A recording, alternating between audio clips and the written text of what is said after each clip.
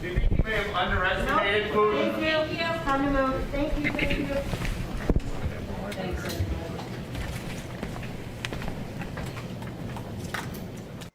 Disagreements about what kind of trade arrangements we should go I think into. trade is wonderful. I think energy is a whole different story. But Germany, as far as I'm concerned, is captive to Russia because it's getting so much of its energy from Russia. So we're supposed to protect Germany, but they're getting their energy from Russia. Explain that. And it can't be explained. You know that. While you're watching, ask yourself, do you think Joe Biden could ever be capable of this level of passionate fighting for what is in our country's best interest? Here's the full exchange. I think it's very sad when Germany makes a massive oil and gas deal with Russia where you're supposed to be guarding against Russia and Germany goes out and pays billions and billions of dollars a year to Russia.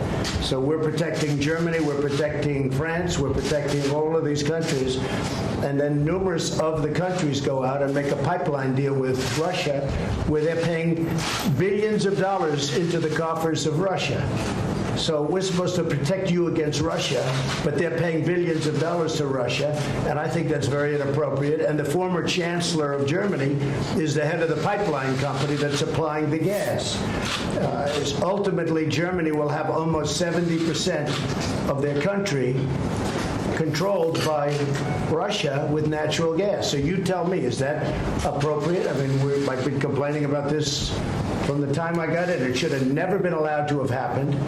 But Germany is totally controlled by Russia because they were getting from 60 to 70% of their energy from Russia and a new pipeline. And you tell me if that's appropriate, because I think it's not. And I think it's a very bad thing for NATO, and I don't think it should have happened. And I think we have to talk to Germany about it. On top of that, Germany is just paying a little bit over 1%, whereas the United States, in actual numbers, is paying 4.2% of a much larger GDP. So I think that's inappropriate also. You know, we're protecting Germany, we're protecting France, we're protecting everybody, and yet we're paying a lot of money to protect. Now, this has been going on for decades. This has been brought up by other presidents, but other presidents never did anything about it because I don't think they understood it or they just didn't want to get involved. But I have to bring it up because I think it's very unfair to our country. It's very unfair to our taxpayer. And I think that these countries have to step it up, not over a 10-year period. They have to step it up immediately. Germany is a rich country.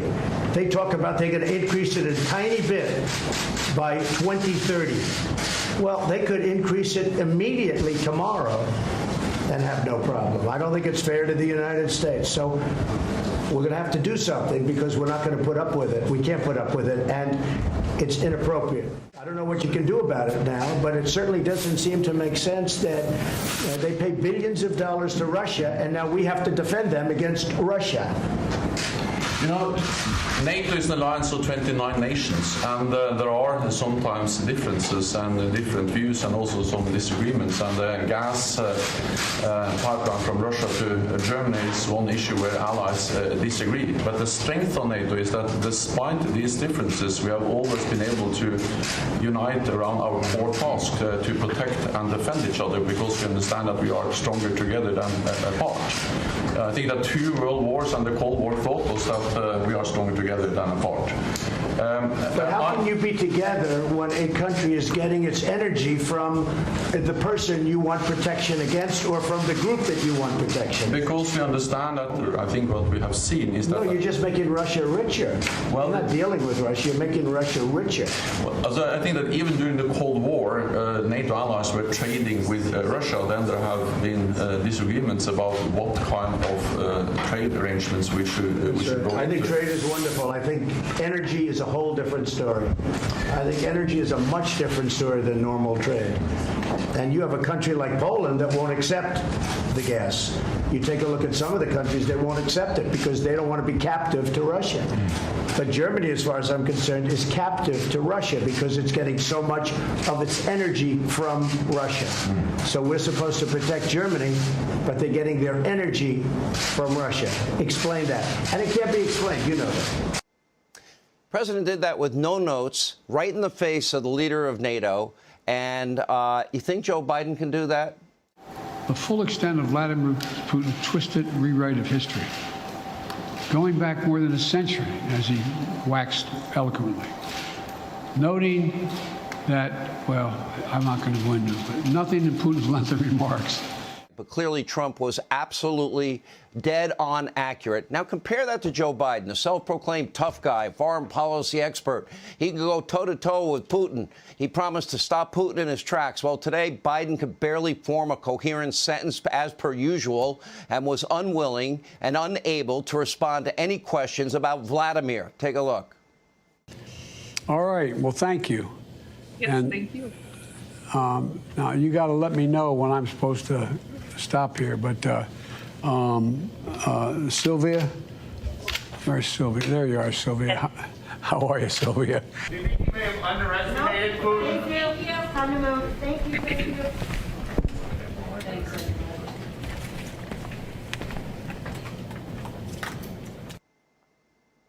Thank you. We have a mumbling, bumbling buffoon as president. And tomorrow, Joe has 0 events scheduled, none whatsoever. That doesn't exactly inspire confidence in the American people. But Press Secretary Jen Psaki, she knows who to blame for Russia's aggression. Oh, let's blame Donald Trump. Does the White House have any reaction to former President Trump calling Putin's move yesterday genius and smart? Well, as a matter of policy, we try not to take advice from anyone who praises President Putin and his military strategy, which I believe is what happened there. So there's a bit of a different tactic, a bit of a different approach, and that's probably why President Biden and not his predecessor was able to rally the world and the global community in taking steps against Russia's aggression. Hey, Jen, as a matter of tactic, this didn't happen under Donald Trump. Your boss, Joe, created this problem with his economic and energy dependency policies. Joe is humiliating our entire country on the world stage. He's getting rolled by Putin. It is embarrassing, and he can barely string together a sentence, and I doubt he even knows what day of the week it is. This, my friends, is our moment. This is the Sudetenland. That's what people were saying there. Oh, do you catch that? Oh, so it's a Nazi thing. Like everything else they don't like. Truck drivers are Nazis. Trump voters are Nazis. Anyone who opposes election fraud is a Nazi. Got it. That's the template, always. But it's kind of a weird template, not to get too literal or anything, to apply in this circumstance, since technically it was Russia that fought the Nazis and more than any other country beat them, just saying, while it was Ukraine that collaborated with the Nazis. That doesn't mean they're doing it now. But as long as we're pulling out the historical references, that's true. But whatever, all bad things are Nazi things.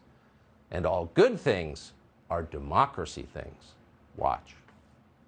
I think the one thing that we all agreed upon, the attack on the Ukraine by the Russians is an attack on democracy.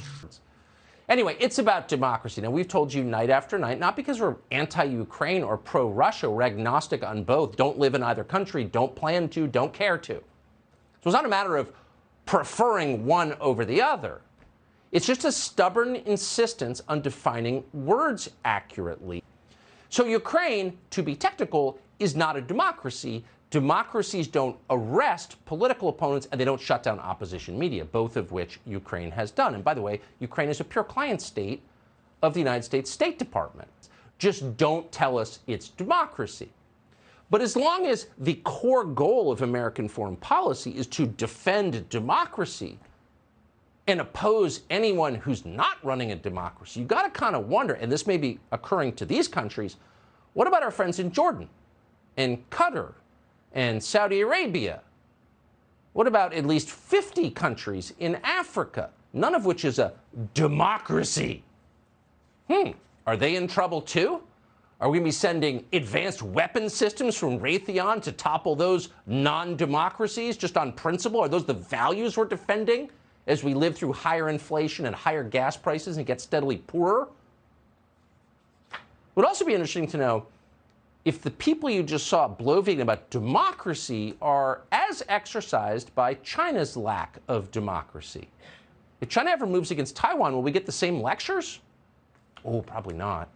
The Democratic Party's donors have grown rich from the Chinese non-democracy, in other words, the dictatorship. Nancy Pelosi's family has grown rich from that dictatorship.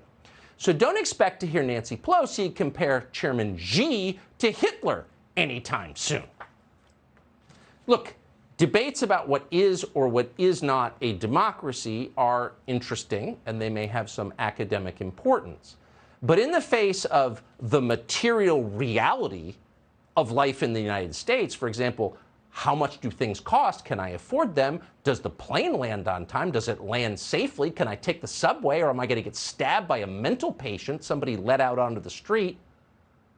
Those are the realities that actually matter, not just in this country, but in every country.